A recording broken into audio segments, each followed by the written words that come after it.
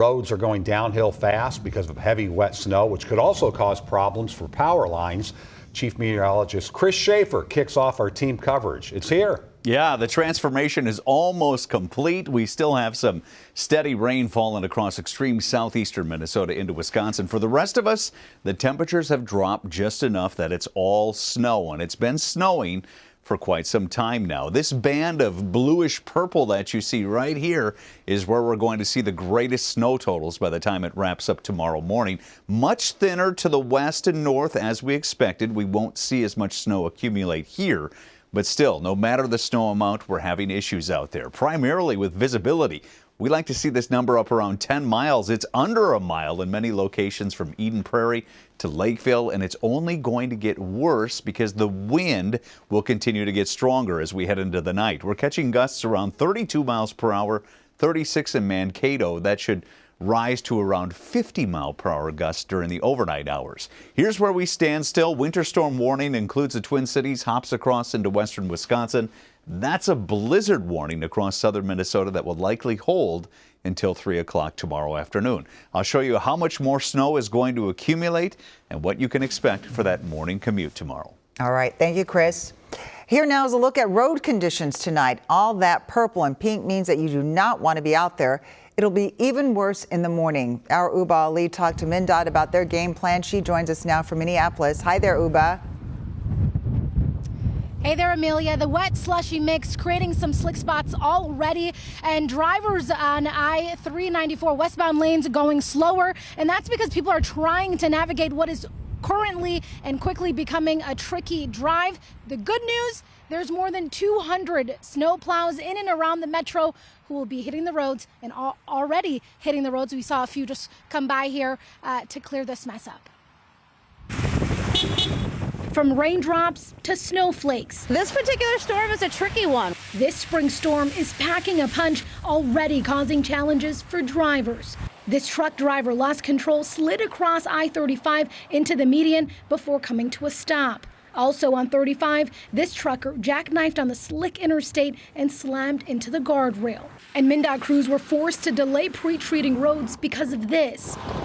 There's nothing we can do when it's raining. It doesn't help us in terms of putting down product that won't be useful to us. But with flakes sticking, it's catching drivers like Terrence Smith by surprise. This is a big surprise. It was like really nice yesterday. The work is well underway. In and around the metro, we've got about 200 snowplows ready to hit the roads, 400 drivers. The plan is to keep plows on the road around the clock if need be.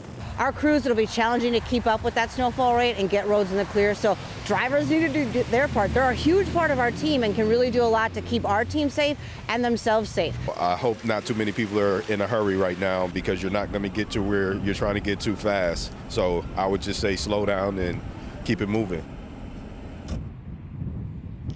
You know, the biggest takeaway, if you don't have to go outside and go through this condition, it's better to stay home. But if you do need to, keep an eye on the roads, give snowplows the space they need to clear this all up. And I think the most important is pack your patience. Frank? Could be. All right.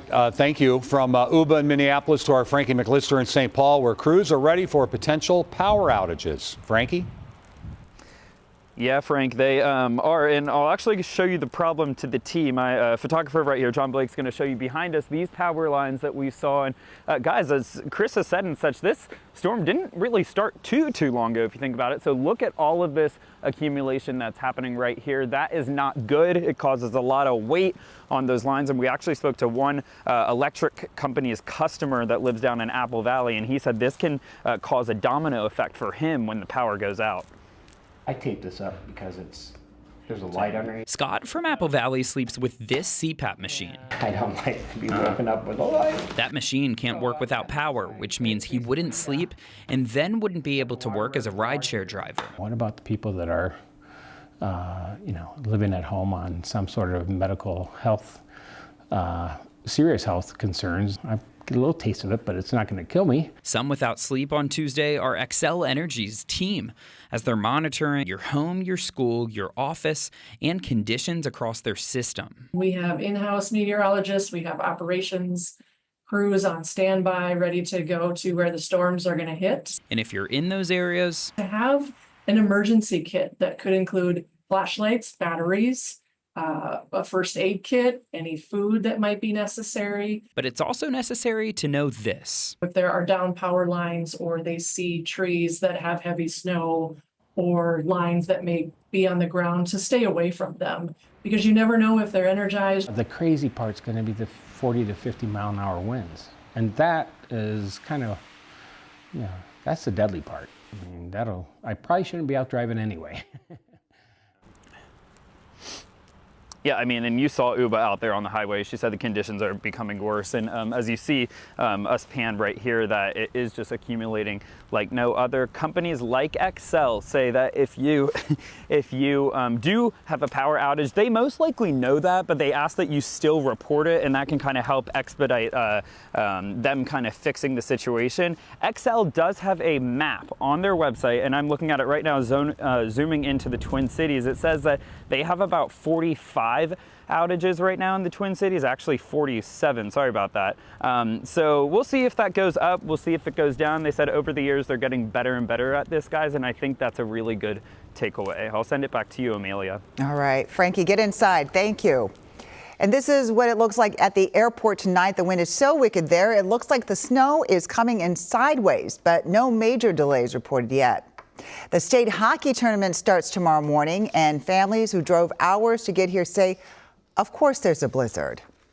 It's the plan, just to keep winning, and then we won't have to worry about any of the weather. We saw that storm was coming and decided to get down here before change to snow. It's just typical Minnesota weather, and what's a state hockey tournament without a blizzard?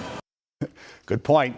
Folks in southern Minnesota will have an even bigger dig out than most of us. WCCO meteorologist Lisa Meadows is hunkering down in Owatonna tonight.